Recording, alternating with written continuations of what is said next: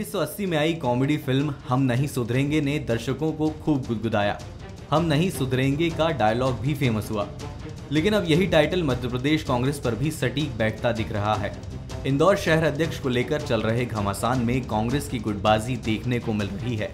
खबरें तो ये भी हैं कि विधायक जीतू पटवारी ने राहुल गांधी के जरिए अरविंद बागड़ी को शहर अध्यक्ष बनवाकर अपनी ताकत दिखाई, लेकिन ये बात पीसीसी चीफ को पसंद नहीं आई और बागड़ी की नियुक्ति को होल्ड कर दिया गया। इतना ही नहीं, हाथ से हाथ जोड़ो यात्रा के एक पोस्टर से भी नेता प्रतिपक्ष डॉक्टर गोविंद सिंह का चेहरा गायब है। ऐसे में कांग्रेस में गुटबाजी की चर्चा फिर से जोर पकड़ रही है। हालांकि कांग्रेस दम भर रही है कि सब लोग एक साथ हैं। की नहीं है बात, यह जब बड़ा बदलाव होता है, परिवर्तन होता है तो थोड़ा बहुत भेदभाव रहता है, लेकिन हमें पूरा विश्वास है कि इसमें जो भी निराकरण होगा वो सही होगा, उचित होगा।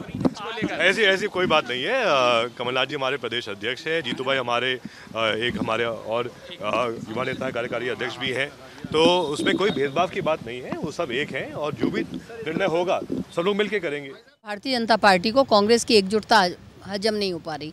आज आप देखिए जिस तरह से सक्रियता से माननीय कमलनाथ जी हर जगह पर मीटिंग ले रहे हैं, काम कर रहे हैं, और हम सब लोग, चाहे कोई भी नेता क्यों ना हो, हमारे जो प्रदेश अध्यक्ष हैं पूर्व मुख्यमंत्री माननीय कमलनाथ जी, उनके नेतृत्व में एकजुटता से काम कर रहे हैं और इसी से भारतीय जनता पार्टी आज भयभीत है। वहीं कांग्रेस नेताओं में चल रहे घमासान को लेकर बीजेपी ने चुटकी ली है। बीजेपी का कहना है कि कांग्रेस जब अपने शहर अध्यक्ष को नहीं चुन पा रही है तो ऐसे में वो चुनाव क्या लड़ेगी। बड़ी मुश्किल से तो कांग्रेस में कुछ ऐसा लग रहा था कि कुछ जब बहुत सारे तो खैर उपाध्यक्ष, महामंत्री, फिर जिलों के अध्यक्ष बनाए और अध्यक्ष बनने के साथ ही तांडव शुरू हो गया और उसके कारण अब हर एक आदमी बाहें चढ़ा करके अपने आप को सिद्ध करने का प्रयास कर रहा है। मुझे लगता है कि सूत न कपास, जुलाई में लट्ठम लट्ठा, वैसी स्थिति हो गई। कुछ है नहीं, लेकिन हम खुद लड़ के ही पूरा काम किए जा रहे हैं। राजनीतिक विश्लेषकों का मानना है कि कांग्रेस में गुटबाजी का मर्ज पुराना है और बड़े नेताओं की जिद भी पार्टी को कहीं न कहीं नुकसान पहुंचा रही है। ऐसे में कांग्रेस को इस मर्ज का परमानेंट इलाज ढूंढना ही होगा, नहीं तो विधानसभा चुनाव में कांग्रेस के लिए उसकी गुटबाजी बड़ी परेशानी भी बन सकती है। वहीं बीजेपी भी कांग्रेस की गुटबाजी का फायदा उठाने में कोई कसर नहीं छोड़ेगी। बंसल न्यूज के सवाल नंबर 1, कांग्रेस के पास गुटबाजी का क्या परमानेंट इलाज है? सवाल नंबर 2, क्या कांग्रेस की गुटबाजी चुनाव में उस पर ही भारी पड़ेगी? सवाल नंबर 3, कांग्रेस की गुटबाजी को बीजेपी कैसे भुनाएगी? नमस्कार, मैं हूं शरद द्विवेदी और आज का हमारा मुद्दा है मर्ज है कि जाता नहीं। कुछ बिंदु ऐसे हैं कि वो हमेशा चुनौती का सबब बनते ही हैं। आप और हम भी याद कीजिए, किसी के सामने तो नहीं बोलते, लेकिन जब अकेले में बैठते हैं तो कई बार, भले ही आप अपना सर न पीटें, माथा न ठोकें, लेकिन ये तो कहते हैं यार कि कब सुधरोगे शरद जी, हर बार वही गलती, हर बार वही गलती। और ये मन ही मन में हम बोलते हैं, क्योंकि किसी ने देख लिया तो गलती मानना तो दुनिया की शायद सबसे बड़ी गलती है। ये हम सबको सिखाया गया है। जैसे ही हम होश संभालते हैं, हमें ये सिखा दिया जाता है कि गलती हमेशा दूसरों में होती है, आपके भीतर कोई गलती नहीं होती, चाहे आप व्यक्ति हों, चाहे आप संगठन हो। और यही वजह है कि जब आप कहते हैं यार सबको मालूम है, दुनिया जानती है कि ये गलत है, ये सुधर क्यों नहीं रहा है बंदा, ये संगठन क्यों प्रॉब्लम में आ रहा है, तो फिर हमें पता चलता है कि कहानी वही है कि वहाँ के जो बैठे लोग हैं और उससे जुड़े जो लोग हैं वो अपने को बदलना ही नहीं चाहते। कांग्रेस की अगर हम बात करें तो बिल्कुल ये बात सही नहीं है कांग्रेस पर कि वो अपने को बदलना नहीं चाहती या उसने बदला नहीं है। अभी राहुल गांधी जी की करीब 4000 किलोमीटर से अधिक की यात्रा बताती है कि कांग्रेस ने सीखा है। मध्य प्रदेश की बात करें या देश की बात करें तो हिंदुत्व के मुद्दे पर कांग्रेस खुलकर बोलने लगी है, साफ राय रखती है और सबसे महत्वपूर्ण बात कि अपनी सांगठनिक गतिविधियों को वो बीजेपी की तर्ज पर उभारने की पूरी कोशिश कर रही है। बदली नहीं है अगर कोई आदत, तो वो एक ही आदत है कि चीज़ें इस तरह से गड़बड़ करना जिनमें गुटबाजी और स्थानीय नेताओं का और प्रदेश स्तर के नेताओं का एक बड़ा दखल होता है। अब कैसे निपटेगी कांग्रेस इससे, और यही वो चीज़ है जो कांग्रेस की अच्छी भली फिल्म को कई बार पीछे ढकेल देती है। आज इसी पर हम बात करेंगे। जो मेहमान हमारे साथ हैं उनसे मिलिए। हमारे साथ हैं दिव्या गुप्ता, प्रवक्ता हैं बीजेपी की। काफ़ी दिनों के बाद हमारे साथ इस प्रोग्राम में वो जुड़ रही हैं, बहुत स्वागत करता हूं उनका। अजय सिंह यादव जी हैं, उपाध्यक्ष हैं कांग्रेस के मीडिया विभाग के, उनका मैं बहुत स्वागत करता हूं। ये भी संयोग है कि वो भी काफ़ी दिनों बाद हमारे साथ हैं। मनोज सैनी हैं हमारे पॉलिटिकल एग्जीक्यूटिव एडिटर, वो भी हमारे साथ रहेंगे, जो कांग्रेस बीजेपी की राजनीति को बहुत करीब से देखते हैं। मनोज, पहली टिप्पणी आपकी, फिर मैं राजनीतिक मेहमानों की तरफ बढ़ूंगा। देखिए शरद जी, हमारा तो आज शीर्षक ही वही है कि मर्ज है कि जाता नहीं। ये बात सच है कि मर्ज है कि जाता नहीं, लेकिन इसको दूर करने की ज़रूरत है कांग्रेस के भीतर। ये लगातार आरोप लगते रहे। अभी हाल ही में नियुक्ति हुई, उसके बाद से ये मसला कुछ ज़्यादा गर्म दिखाई दे रहा है। और दौर ऐसा है जब 2023 की तरफ भी कांग्रेस को भी बढ़ना, बीजेपी को भी बढ़ना, चुनावी वर्ष से। और बार बार कमलनाथ जी भी ये कहते रहे कि हम किसी संगठन को देखना है तो भारतीय जनता पार्टी के संगठन को देखना। संगठन की बाकी चीज़ों की तरफ तो कांग्रेस बढ़ती हुई नजर आ रही है, लेकिन वो जो चीज़ें हैं जो संगठन के भीतर, भारतीय जनता पार्टी में ऐसा तो नहीं है कि वहाँ कोई ऐसी चीज़ें नहीं दिखाई देती। कई तरह की चर्चा होती। समीक्षक तो ये तक कहते हैं कि आजकल बहुत सारी चीज़ें ऐसी चल रही, लेकिन वो बंद कमरे में ही दफन हो जाती है या बंद हो जाती, बाहर नहीं आती। और बाहर नहीं आती है तो फिर जनता को या बाकी लोगों को देखने का मौका नहीं मिलता। कांग्रेस में यही है कि वो चीज़ें बाहर आ जाती है। जीतू पटवारी अभी अभी लौटे हैं, राहुल गांधी के साथ चले। जाहिर है कि एक बड़े नेता के साथ चलना एक अलग ऊर्जा का संचार करता है, तो वो ऊर्जा किस रूप में दिखाई दे रही, तो हमें लगता है ये समझना पड़ेगा। क्योंकि बीजेपी में हमने देखा हाल ही में जयंत पलैया का मुद्दा सामने था, किस तरह से लोग पहुंचे। वहाँ मनाना भी आता है, जताना भी आता है और बताना भी आता है। तो हमें लगता है जताना, बताना, मनाना, इसको थोड़ा कांग्रेस को जाने की जरूरत है। और बीजेपी के लिए ये भी एक एडवांटेज अब है कि आप बहुत तरीके से ये भी कह सकते हो राजकुमार की तरह कि तुम्हें जाना कहाँ है, कांग्रेस में तुम जा नहीं सकते और बीजेपी में हम तुम्हें चैन से रहने नहीं देंगे। तुम तमाम कोशिशें कर लो, लेकिन इस दुनिया में तुम्हारा मकाम कहीं नहीं होगा। और ये चीज़ बीजेपी के नेताओं को भी परेशान करती है। चलिए दिव्या जी की तरफ मैं चलता हूँ। दिव्या जी, मसला आपकी पार्टी का नहीं है, लेकिन आपकी प्रिय प्रतिद्वंद्वी पार्टी का ज़रूर है, जिस पर आप भी पूरी निगाह रखती हैं, आपकी पार्टी भी रखती है और कांग्रेस भी रखती है, तो इस पर बोलना तो बनता ही है। किस तरह देखती हैं आप, क्योंकि मालवा के कुछ महत्वपूर्ण नेताओं की भी बात इसमें उभरी है और मसला देश की सबसे स्वच्छ नगरी इंदौर का है और वहाँ कांग्रेस की कथित गुटबाजी और राजनीति का है, जो इतनी उछली कि कमलनाथ जी को कथित रूप से बहुत नाराज़गी और बहुत गुस्से में देखा गया। आपकी टिप्पणी। शरद जी बहुत धन्यवाद। एक बात तो ये है कि जीतू पटवारी जी की बड़ी प्रॉब्लम है। प्रॉब्लम इस बात की है कि शायद वो छटपटा रहे हैं। उनको जो कद मिलना चाहिए या पद मिलना चाहिए वो कांग्रेस उनको दे नहीं पा रही। Second line of leadership Congress तैयार करने के मूड में बिल्कुल नहीं है। और जीतू पटवारी जी है कि उनको एक पब्लिसिटी हंगरी है, एक छपास का रोग है उनको, और उसके बाद वो हमेशा मीडिया के अटेंशन में रहना चाहते जी। इसलिए कई बार ऐसा होता है कि वो इस तरह के निर्णय लेते हैं जो कमलनाथ जी के गले नहीं उतरते। अब अध्यक्ष तो अध्यक्ष है, आप उनको कॉन्फिडेंस में बिना लिए यदि कोई निर्णय लेंगे तो फिर उसका तो खामियाजा आपको भुगतना पड़ेगा जी। अब आप पिछली विधानसभा में अविश्वास प्रस्ताव को ले लीजिए या उसके पहले वाले दिन हम बाइकआउट करेंगे उसको ले लीजिए। इस तरह के कई निर्णय हैं जो द्योतक हैं, जो दिखा रहे हैं कि जीतू पटवारी और कमलनाथ जी की नहीं बन रही, लेकिन वो फिर भी बाज नहीं आते। और आपने अपने आप स्वयं घोषित करवा दिया अध्यक्ष, शहर अध्यक्ष, बिना अध्यक्ष जी की, प्रदेश अध्यक्ष जी की जिम्मेदारी के कारण जी। उसके बावजूद फिर आप राहुल जी का एक तमगा आप अपने आप के साथ लगा के घूमते हैं कि मेरे पास एक राहुल जी का मेडल है, लेकिन कमलनाथ जी को तो वो भी नहीं नागवार गुजरता है, क्योंकि कमलनाथ जी का कद अपने आप में राहुल गांधी से बड़ा है जी। तो आपकी गुटबाजी हर लेवल पर है और ये जीतू पटवारी को समझ में नहीं आता है। इसलिए ये सारा का सारा जो गुटबाजी है ये प्रत्यक्ष परोक्ष सामने नजर आ जाती है जी, और इससे सारी तकलीफ का सबब बन जाती है। जीतू पटवारी जी को लेकर आपने जिस अधिकार से टिप्पणी की है, तो मैं थोड़ी देर के लिए मुझे लगा कि कहीं कांग्रेस में कुछ गहरा आपको फीडबैक तो नहीं मिला है, क्योंकि जिस तरह से आप अधिकार पूर्वक कह रही थी सारी चीज़ें, हालांकि ये मेरी भी एक हल्की फुल्की सिर्फ टिप्पणी है, ऐसा कैसे संभव हो सकता है? लेकिन आपने जिस अधिकार से कहा, ऐसा लगा जैसे कोई आप प्रत्यक्षदर्शी होकर सारी चीजों को देख रही हो। ये भी बीजेपी में एक बड़ी ताकत। काम ऑब्जर्व करना है। जी जी जी। बहरहाल अब बारी अजय सिंह जी की है।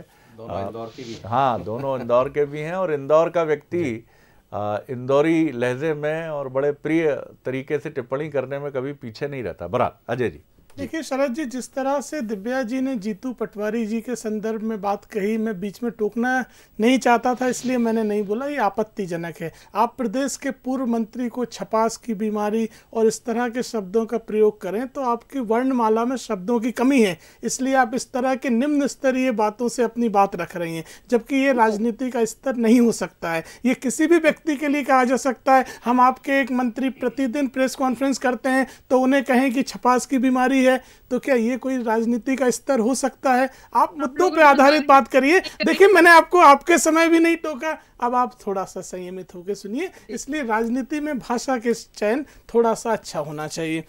रही बात कांग्रेस पार्टी की, कांग्रेस पार्टी में कोई ऐसा मर्ज नहीं है जो ठीक नहीं हो रहा हो। कांग्रेस पार्टी अपनी रीति नीति सिद्धांतों के साथ आगे बढ़ रही है। ये वही सिद्धांत हैं जिन पे देश में 50 सालों तक हमारी सरकार रही, मध्य प्रदेश में हमारी सरकारें रहीं और 18 में भी जनादेश हमें मिला।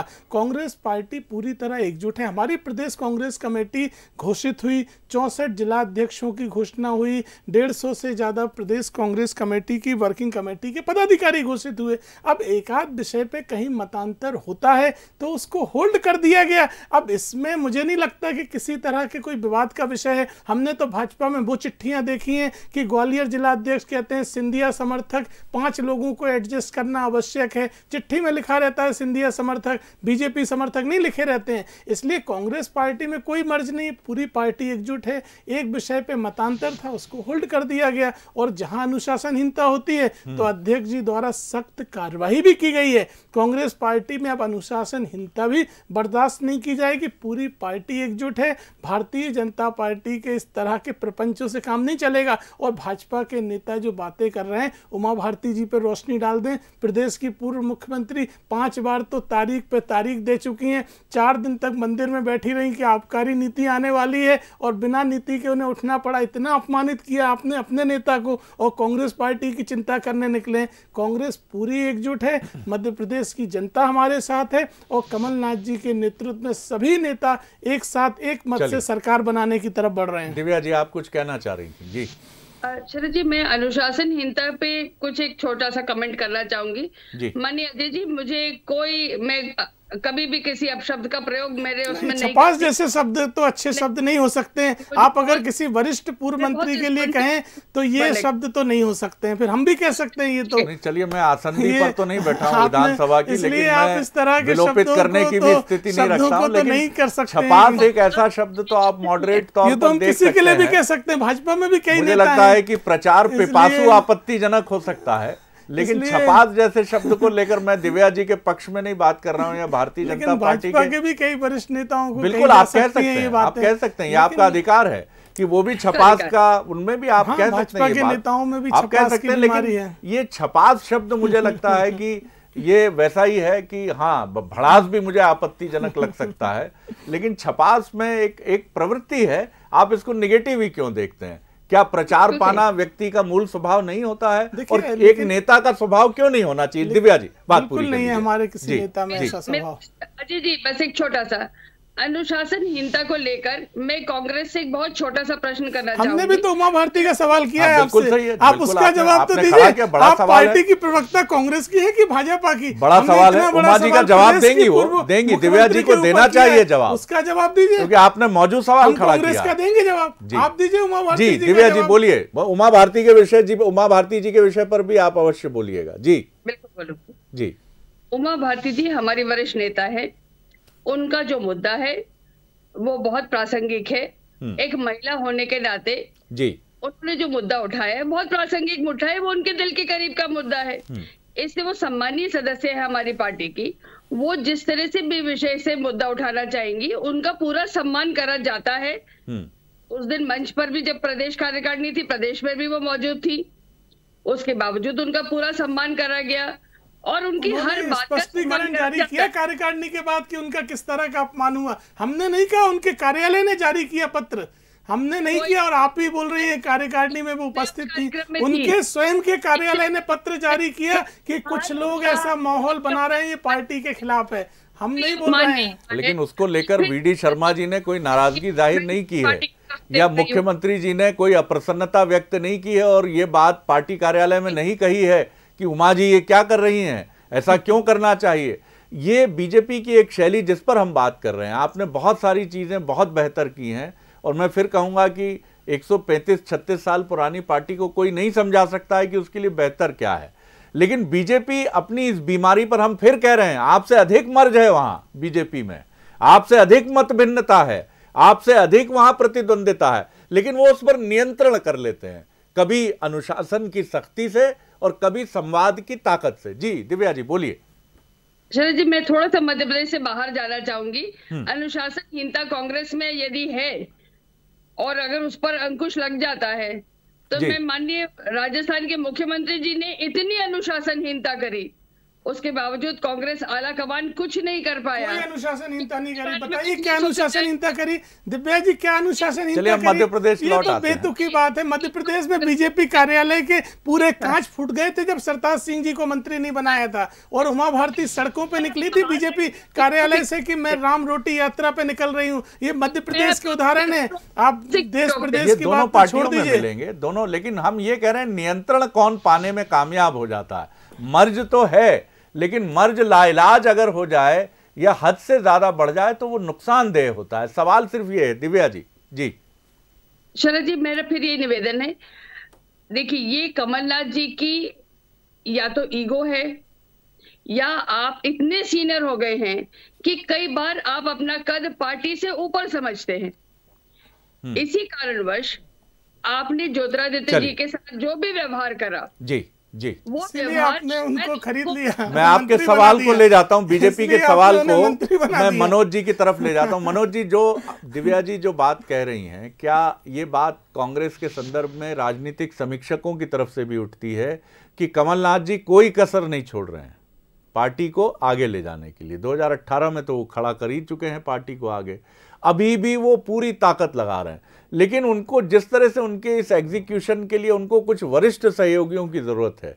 दिग्विजय सिंह जी दिल्ली की राजनीति में व्यस्त हो गए, सिंधिया जी से मत भिन्नता के चलते वो बीजेपी में आ गए, सुरेश पचौरी जी और ऐसे 2-3 नेता जो संगठनात्मक रूप से इन तमाम चीज़ों को संवाद का एक पुल बन जाएं, वो कमलनाथ जी के लिए फीडबैक उधर पहुंचाएं, उधर से इधर पहुंचाएं, उसकी कमी कांग्रेस में महसूस की जा रही है, जिसकी वजह से कभी कभी ये बाकलीवाल साहब की घटनाएं प्रकट हो जाती हैं, जिनको लेकर फिर मर्ज गुटबाजी का जिक्र छिड़ जाता है। जी देखिए, जब भी कोई मर्ज होता है तो उसके लिए अलग अलग दवा का इस्तेमाल होता है। यदि आपको बुखार है तो पैरासीटामोल दे दीजिए, उसके साथ फिर आपको कोई दूसरी चीजें हैं तो फिर बी कॉम्प्लेक्स दे दीजिए।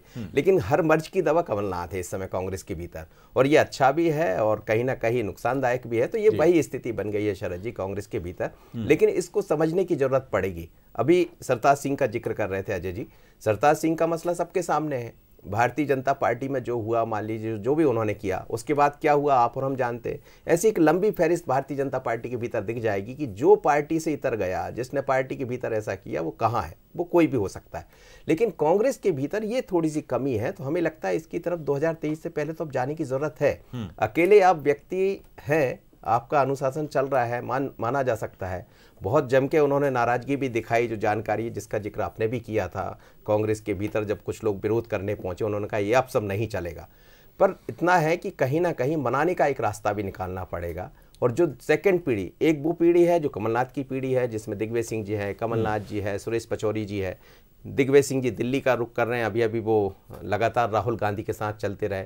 उसी में फिर जीतू पटवारी भी, ऐसा कहा जाता है उनके नज़दीक माने जाते हैं, वो भी वहीं पहुंच गए। वहाँ से जैसे ही लौटते हैं तो फिर बातें बढ़ जाती है। तो हमें लगता है सभी नेताओं को बैठ के भारतीय जनता पार्टी की यदि बाकी चीज़ों को वो समझ रहे हैं कि उस संगठन की तरह आगे बढ़ना है, तो जो अनुशासन की बात है उसको भी लेने की जरूरत पड़ेगी। और यदि उसको नहीं लिया तो हमें लगता है 2023 में थोड़ी सी मुश्किल होगी। अजय जी, सवाल यही है, मुझे याद है 2018 में बंसल न्यूज़ के कैमरे पर ही वो बहुत ही दिलचस्प और राजनीतिक दृष्टि से बड़ा इम्पोर्टेंट दृश्य था जब कांग्रेस के कुछ बेहद नाराज कार्यकर्ताओं का दिग्विजय सिंह से संवाद दर्ज हुआ था, क्योंकि आपकी पार्टी की परंपरा छिपाने की नहीं है, ये मैं बिल्कुल कहूँगा।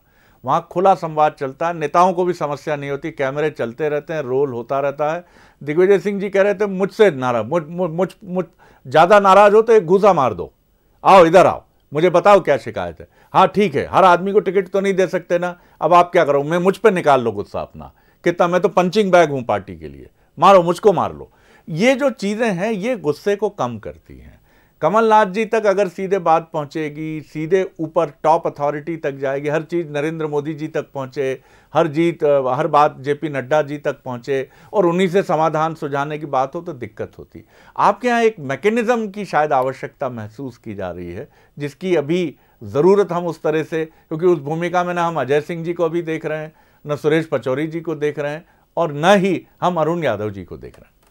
देखिए शरद जी, मध्य प्रदेश में कांग्रेस पार्टी में कई तरह के परिवर्तन समय के साथ हो रहे हैं। अभी हमारी वर्किंग कमेटी के साथ एक राजनीतिक मामलों की हाई पावर कमेटी का भी गठन हुआ है, जिसमें तमाम वरिष्ठ नेता, कमलनाथ जी उसके अध्यक्ष हैं, दिग्विजय सिंह जी, सुरेश पचौरी जी, अरुण यादव, अजय सिंह जी, जीतू पटवारी जी, सभी प्रदेश के जो वरिष्ठ नेता माने जाते हैं वो उस राजनीतिक कमेटी के सदस्य हैं। और वो कमेटी बनाई ही इसीलिए गई है कि इस तरह के जो मामले, जो सामंजस्य, विवाद या अन्य कई तरह के गतिरोधों से जुड़े हुए मामले हैं, वो इस कमेटी के सामने आएंगे और ये कमेटी उन सब मामलों को निपटा कर एक नई रणनीति बनाएगी। तो ऐसा नहीं है कि कांग्रेस पार्टी सोच नहीं रही है, हम सोच भी रहे हैं, कदम भी बढ़ा रहे हैं और उसी दिशा में ये राजनीतिक कमेटी बनाई गई। नहीं तो पहले इस तरह की कमेटी कभी कांग्रेस में होती नहीं थी। और रही बात कांग्रेस पार्टी की एकता की, देखिए मध्य प्रदेश में पिछले 4 सालों से प्रत्येक नेता का एक ही संकल्प है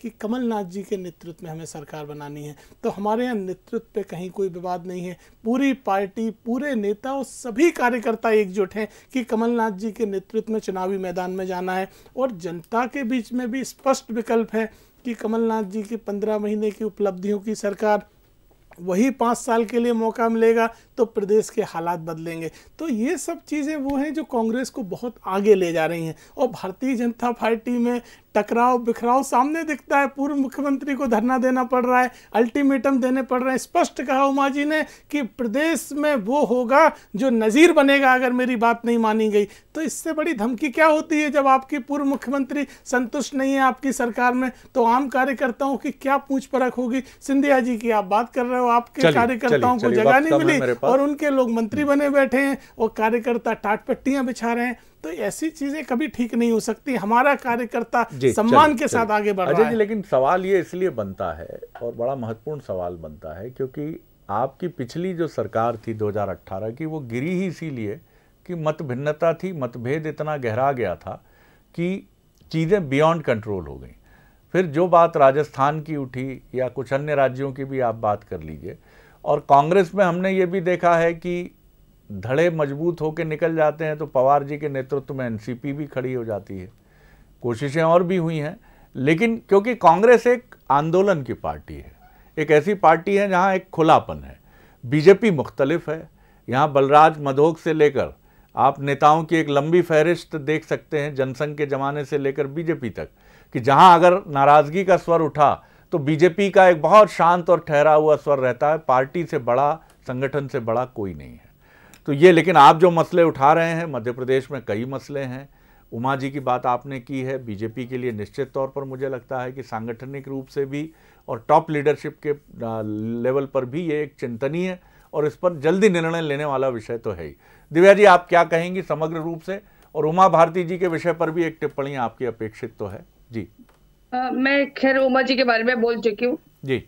2-3 बातें अजय जी को कहना चाहूंगी आपके माध्यम से। नाराजगी कहाँ स्पष्ट करी आपने? चलिए, अब उनको बोलने दीजिए। आपने आग्रह किया तो उन्होंने बहुत विनम्रता से आपकी बात सुनी। जी जी। एक म्यान में 2 तलवारें नहीं रह सकती। अच्छा, इसलिए उमा जी नहीं रह पाएंगी उस म्यान में। अब नहीं, उनको बोलने दीजिए, उनको बोलने दीजिए, नहीं तो वो फिर दिल्ली का रुख करते हैं। कमलनाथ जी का आग्रह है कि उनको यहाँ से दूर रखा जाए, क्योंकि यहाँ की राजनीति में जब वो रहते हैं तो फिर बहुत कुछ गड़बड़ हो जाता है। जैसा कि अभी उन्होंने जाके कश्मीर में भी कहा और सब लोग मुश्किल में पड़ गए क्योंकि इस तरह का कमेंट दिया था उन्होंने। तो एक म्यान में दो तलवारें नहीं रह सकती, ये कमलनाथ जी बहुत स्पेसिफिकली क्लियर कर चुके हैं। दूसरी बहुत इंपॉर्टेंट बात, संगठन की कमी होना कांग्रेस में एक बहुत बड़ी उनकी तकलीफ की जड़ है। भारतीय जनता पार्टी में जो मल्टी लेयर्ड सिस्टम है संगठन का, वो बहुत बड़ा एक बफर है, जहां पर कोई भी व्यक्ति अपनी तकलीफ, कष्ट जो भी लेकर आता है, वो मल्टीपल लेयर्स में डिवाइड हो जाता है। सुनने वाला कोई है वहां पर, उस पर एक्ट करने वाला भी है। एक तरह से कमलनाथ जी का एक सिंगल पावर सेंट्रिक होना अच्छा भी है, लेकिन उससे इस बात की है कि सुनवाई कहाँ हो।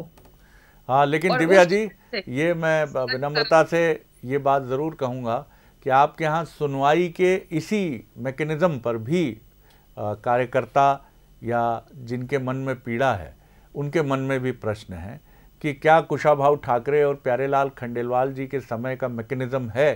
हालांकि इसका एक बहुत दार्शनिक और बहुत सुपरफिशियल जवाब ये भी हो सकता है कि पहले जैसी चीज़ें हमेशा नहीं रहती हैं, लेकिन ऐसा नहीं होता है। अगर आपको आगे बढ़ना है, आज अगर कांग्रेस ने लंबे समय तक देश पर शासन किया है तो उसके लिए कुछ नींव रखी है उसके त्यागमूर्ति नेताओं ने। यही बीजेपी का उदाहरण है कि नींव के पत्थर बने कुशाभाऊ ठाकरे और प्यारेलाल खंडेलवाल। कंगूरे बनने की चाहत उनकी नहीं थी, कंगूरे बनना देखना वो चाहते थे अपने उन नेताओं को जिनको वो आगे बढ़ाना चाहते थे। ये मैकेनिज्म आपकी पार्टी में, ये सही बात है कि कांग्रेस की तुलना में आपके यहाँ इस पर अधिक चिंतन होता है, क्योंकि ये आपके विमर्श का भी हिस्सा है और आपकी राजनीतिक संस्कृति का भी हिस्सा है। लेकिन ये एक परंपरा ना बन जाए, इसका ध्यान बीजेपी को भी रखना है, बहुत महत्वपूर्ण तरीके से रखना है। बहुत धन्यवाद दिव्या जी, बहुत धन्यवाद अजय जी, बहुत शुक्रिया मनोज जी। आगे देखिए छत्तीसगढ़ आज का मुद्दा, संपत्ति पर सवाल। नमस्कार।